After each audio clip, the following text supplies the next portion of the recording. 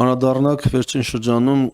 կոնյակի սպիրտ արտահանող մեր ընկերությունների մտահոգություններին, որոնք առաջացան, երբ որ պարզվեց, որ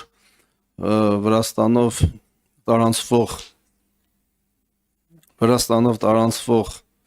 կոնյակի սպիրտը դեպի Ռուսաստան կամ ԵԱՏՄ երկրներ որոշակի դժվարությունների են հանդիպում,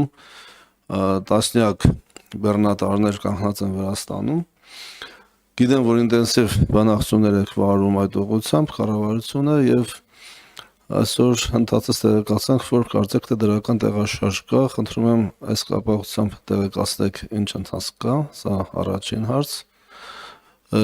Միանգամից ասեմ, չէ, հարցերս։ Դուք նշեցիք, որ Հայաստանի պետական բյուջեից մաքսատուրքերի տեսքով ԵԱՏՄ բյուջե ավելի շատ է մուծվել, քան հակառակ ուղղությամբ բացասական սալդոն մոտ $139 միլիոն, եթե չեմ սխալվում։ Խնդրում եմ բացեք սա, որ լայն հանրության համար հասկանալի լինի, թե այս երևույթը ինչ է նշանակում, սա կարևոր եմ համարում։ Եվ եւս մեկ հարց, մենք 2024 թվականին վավերացրեցինք ԵԱՏՄ-ի եւ Իրանի Իսլամական Հանրապետության միջև ազատ առևտրի մասին համաձայնագիրը, որը ստորագրվել էր 2023-ին։ Ես ուզում եմ տեղեկացնել մեզ եւ հանրությանը, թե պայմանագրի ստորագրումից հետո ինչ նոր տեղաշարժ ունենք Իրանի Իսլամական Հանրապետության հետ առևտրի մասով, ինչպիսին է կառուցվածքը փոխադարձ առևտրաշրջանառության եւ նաեւ տեղյակ ենք, որ բանակցություններ են ընթանում ԵԱՏՄ-ի շրջանակներում Եգիպտոսի, Արաբական Միացյալ Էմիրությունների, Ինդոնեզիայի եւ Մոնղոլիայի հետ։ Ինչ փուլում են գտնվում այժմ այդ երկրների հետ բանակցությունները եւ առաջիկայում ինչ զարգացումներ կտեսնենք։ Այսքան առայժմ շնորհակալ եմ։ Շնորհակալ եմ, շնորհակալություն հարցերի համար, շատ կարևոր հարցեր էին։ Սկսեմ առաջին հարցից, կոնյակի հետ կապված, դուք շատ ճիշտ եք եւ վերջին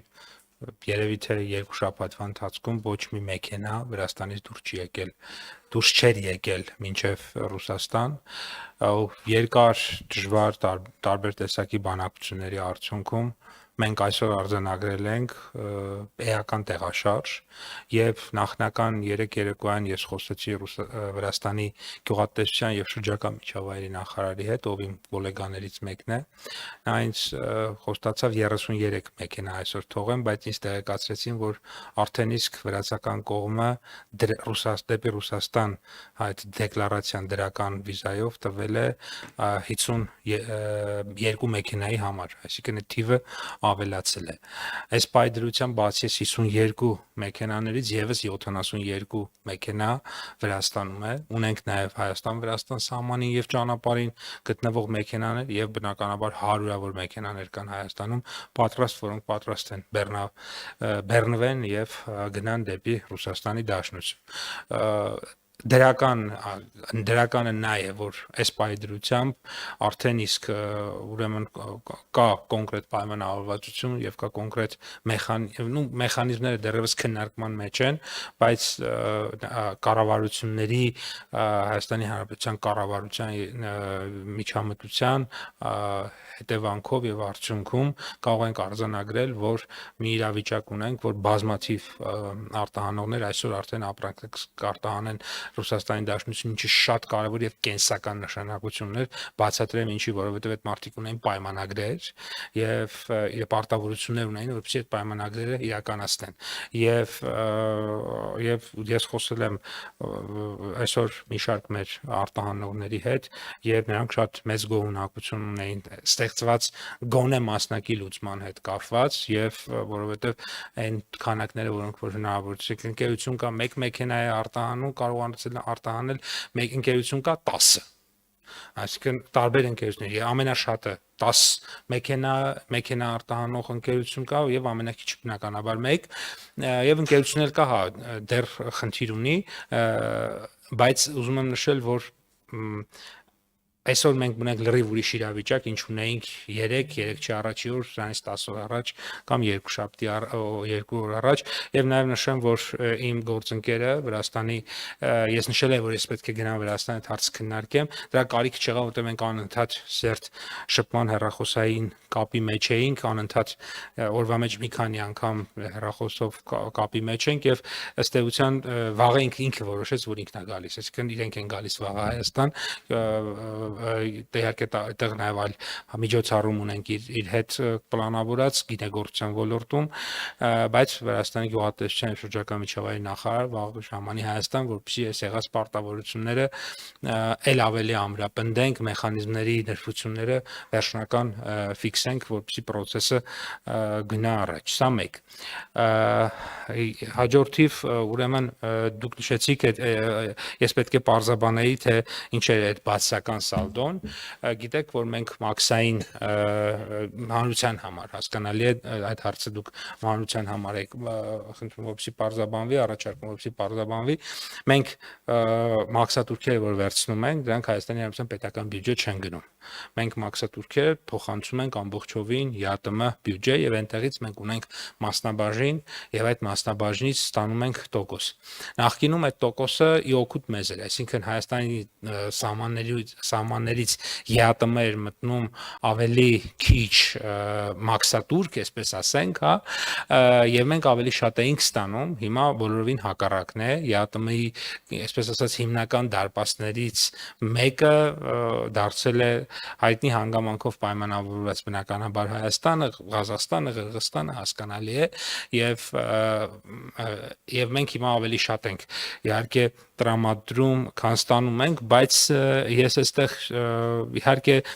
քննարկումներ կան ԵԱՏՄ տարածքում սրա հետ կապված, երկրներից մեկը նախաձեռնել է, բայց նաև հակառակ կողմն էլ իր կարծիքը ունի, որ սա ժամանակավոր գործընթաց է, այսպես ասած կանոնացման արդյունքում կդիտարկենք հետագա փոփոխության հնարավորություն կա թե չկա, այս բանին ուզում եմ ասել, որ Հայաստանը այդպիսի նախաձեռնությամբ հանդես չի եկել, մենք շարունակում ենք խորացնել մեր ինտեգրացիան տարածաշրջանում, այդ թվում ԵԱՏՄ-ում, ԵՄ-ում եւ այլն, եւ փորձում ենք շատ առողջատնտեսական եւ ներդրումային օգուտներ քաղել մեր մասնակցության արդյունքից, ոչ թե այսպես ասած հույսներս դնենք մի քանի 0.8% մեր մասնաբաժինը ավելանա, թե ոչ, իհարկե ինչը վատ չէ լինի, պարզ է։ ԵԱՏՄ Իրան ազատ տարածքների համաձայնագրի մասով դուք շատ ճիշտ եք, 23 թվականին ստորագրվեց, 24-ին ընթացակարգերը անցավ, 25-ի մայիսի 15-ին ուժի մեջ է մտել, այսինքն նոր է ուժի մեջ մտել եւ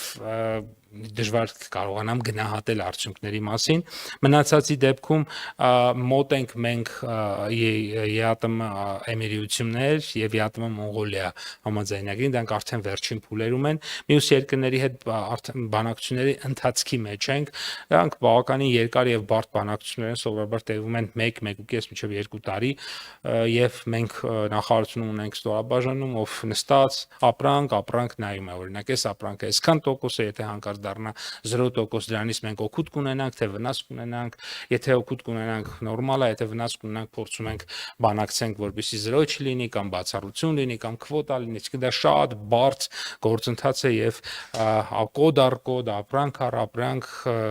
նստած մարդիկ դրա վրա աշխատում են, որպեսզի ցանկացած այդպիսի համաձայնության պարագայում բնականաբար մի կողմից մեզ համար հնարավորություններ բացվեն, մյուս կողմից առկա հնարավորությունները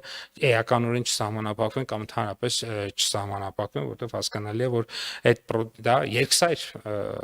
process է շատ հաճախ, որովհետև երբեմն դա ինչ որ ապրանքների կամ արտադրությունների գծով կարող է քեզ ձեռք տալ, որոշ դեպքերում կարող է խնդիրներ առաջացնել, այսինքն դրա համար պետք է շատ նուրբ այդ կոդերի հետ աշխատել, շատ զգույշ լինել ու բոլոր երկրներն են այդպեսի իրականում վարվում եւ դա է պատճառը, որ մինչեւ այդ աշխատանքը ավարտում ենք, այդ տանջալից աշխատանքը դա կարող է մինչեւ 2 տարի անգամ տևի։ Շնորհակալ։ Համեցեք։ Շատ լավ, շնորհակալություն, պարոն Պապոյան։